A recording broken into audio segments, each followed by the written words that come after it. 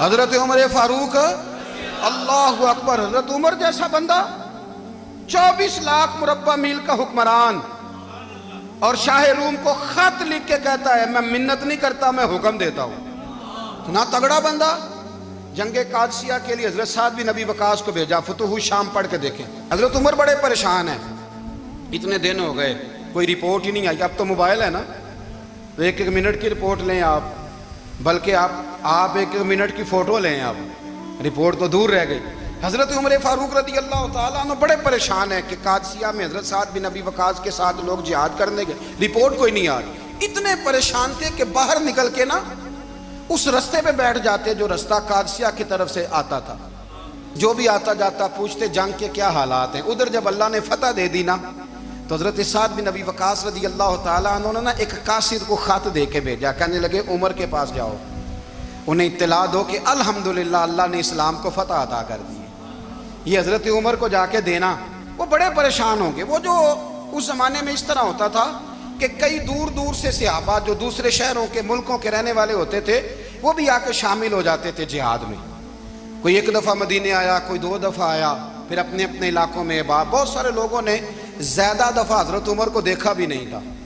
وہ جو قاصد خط لے کے آیا تھا نا اس نے 1 دفعہ دیکھا تھا. حضرت عمر بوڑھے ہو گئے, وہ پہچانتا نہیں تھا. ادھر سے وہ خط لے کے آ گیا. حضرت عمر مدینے سے باہر نکل کے اس روڈ پہ بیٹھے تھے جو قادسیہ سے آتا تھا. جب وہ اس آدمی کو آتے دیکھا تو حضرت عمر اٹھ کے کھڑے ہو گئے, فرمانے لگے قادسیہ سے آ رہے ہو؟ وہ کیا کہتا ہے؟ پھٹے پرانے کپڑے, ٹوٹے ہوئے جوتے, سر پہ پرانی پگڑی. کہنے لگے غلام مدینے کے رہنے والے ہو؟ حضرت عمر کہنے لگے ہاں مدینے کا ہوں. کہا میں قادسیہ سے آیا ہوں, الحمدللہ اللہ نے اسلام کو فتح دے دی ہے, الحمدللہ کفر کی کمر ٹوٹ گئی ہے. اس نے یہ بات کر کے تو گھوڑے کو ایڑی لگائی, گھوڑا دوڑنے لگا مدینے کے. حضرت عمر بھی ساتھ ساتھ دوڑ رہے. فرمانے لگے اچھا بتاؤ خالد بن ولید کا کیا حال ہے؟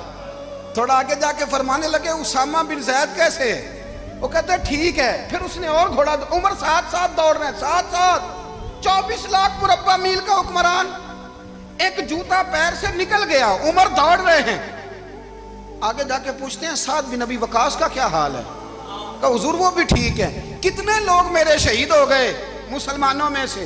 کہنے لگا صحیح گنتی کا نہیں پتا, یہ لفظ ادا ہوتے ہوتے مدینے کی سرحد آ گئی. لوگوں نے عمر کو گھوڑے کے ساتھ دوڑتے دیکھا تو کہا امیر المومنین کیوں دوڑ رہے ہیں؟ وہ غلام چھلانگ لگا کے نیچے آیا, قدموں میں بیٹھ گیا. کہنے لگا حضور آپ نے بتایا ہی نہیں آپ امیر المومنین ہیں. آپ فرمانے لگے کیا بتاتا؟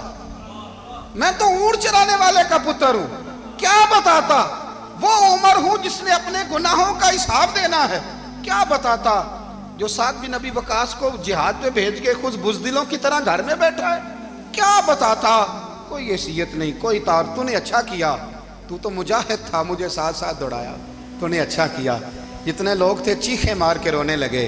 حضرت فاروق اعظم سے کہنے لگے عمر جب تک تیرے جلوے رہیں گے اللہ کامیابیاں ہی عطا فرمائے گا, جب تک تیرا رنگ رہے گا اللہ تعالیٰ نوازتا ہی رہے گا.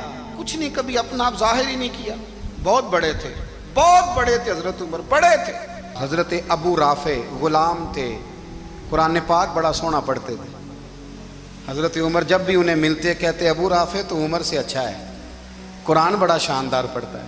تو وہ کہتے حضور اگر میں قرآن صحیح پڑھتا ہوں تو آپ کو قرآن کی تشریح زیادہ صحیح آتی ہے, آپ بھی تو مجھ سے افضل ہیں. تو آپ فرماتے نہیں پھر بھی تو مجھ سے افضل ہے. کیوں؟ اس لیے کہ تو اپنے آقا کی نوکری بھی ٹھیک کرتا ہے اور رب کی عبادت بھی ٹھیک کرتا ہے, اور مجھے خالص صرف عبادت کرنی ہوتی ہے وہ بھی ٹھیک نہیں کر پاتا.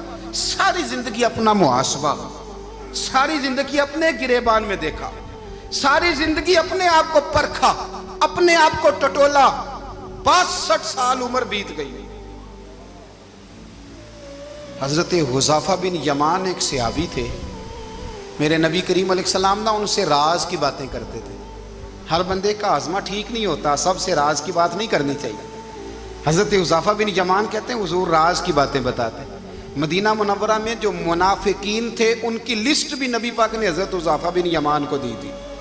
جب کوئی مشکوک آدمی مر جاتا نا تو صحابہ کہتے ہیں ہم دیکھتے اگر حضرت حذیفہ نے جنازہ پڑھا ہے تو ہم بھی جنازہ پڑھ لیتے.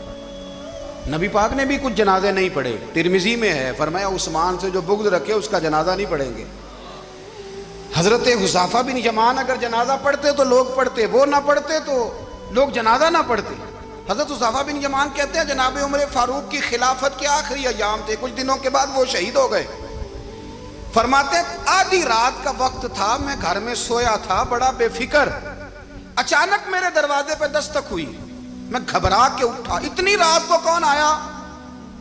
کہتے ہیں قربان جاؤں، دروازے پہ گیا تو امیر المومنین فاروق اعظم دروازے پہ۔ میں نے کہا عمر کوئی حکم تھا تو مجھے بلا لیتے۔ کہنے لگے میں نا امیر بن کے نہیں آیا، تیرا ویر بن کے آیا ہوں۔ امیر المومنین کی حیثیت سے سرکاری کام سے بلاتا تو وہاں بلاتا، مجھے ایک ذاتی کام پڑ گیا۔ کہتے ہیں میں نے عمر کو گھر کی اندر بلا کے چارپائی پہ بٹھایا، میں نے کہا حضور میں غریب آدمی ہوں، میں کیا آپ کے کام آ سکتا ہوں؟ تو کہتے ہیں انہوں نے نا مجھے ساتھ بٹھا لیا، پھر میرا ہاتھ پکڑ لیا، کہنے لگے تو عمر کو جانتا ہے؟ عمر جھوٹ نہیں بولتا، تو جانتا ہے عمر وعدوں کا پکا ہے؟ کہا حضور جانتا ہوں۔ کہا میں اس وقت آیا ہوں جب دیکھ بھی کوئی نہیں رہا۔ حضرت حذیفہ بن یمان کہتے ہیں پریشان ہو گیا، حضور پہلیاں نہ بجھوائے، مہربانی کر بتائیں کدھر آئے ہیں؟ تو حضرت عمر فاروق فرمانے لگے 62 سال کا ہو گیا ہوں، 63 میں چل رہا ہے، داڑھی سفید ہو گئی ہے، پھل پک گیا، اٹھ فریدہ ستیا، داڑھی آ گئی پور، اگا نیڑے آ گئی، پیچھا رہ گئی دور، اب قبر اشر کا معاملہ صاف نظر آنے لگا ہے۔ کہا حضور مجھ سے کیا چاہتے ہیں؟ حضرت عمر رو پڑے، کہنے لگے آج میں عشاء کے بعد نکلا ہوں تو نبی پاک کے صحابہ مجھے نیک کہہ رہے تھے، پھر میں نے بچوں کی ماں سے اور بچوں سے بھی پوچھا ہے، وہ بھی مجھ سے راضی ہیں، پر حذیفہ تیرے ساتھ نبی پاک راز کی باتیں کرتے تھے، سچ بتا کہیں عمر کا نام منافقوں میں شامل تو نہیں؟ سچ بتا ان منافقین میں تو شامل نہیں، کہیں اوپر سے تو نہیں سارا کچھ؟ حضرت حذیفہ بن یمان کہتے ہیں میں باپ کے مرنے پہ اتنا نہیں رویا جتنا عمر کے سوال پہ رویا۔ میں قدموں میں بیٹھ گیا، میں نے کہا نہیں عمر یہ تو میں نے نہیں سنا، لیکن یہ میں نے نبی پاک سے ضرور سنا ہے کہ میرے بعد اگر کوئی نبی ہوتا تو عمر ابن خطاب ہوتا۔ یہ میں نے اپنے کانوں سے سنا ہے کہ عمر جس گلی سے گزرے شیطان رستہ بدل جاتا ہے۔ یہ میں نے اپنے کانوں سے سنا ہے کہ 950 سال حضرت جبریل جناب عمر کی شان بیان کریں تو پھر بھی بیان نہیں ہو سکتا، یہ میں نے ضرور سنا۔ دوستو ساری زندگی حضرت عمر نے اگر دوسروں کا محاسبہ کیا تو اپنا اور اپنے بچوں کا بھی کڑا خیال رکھا، اپنی ذات پر بڑی توجہ دی۔ جو لوگ اپنا بھول جاتے ہیں نا، ہمیں اپنی صحت کا بڑا خیال ہے لیکن اپنی روحانی زندگی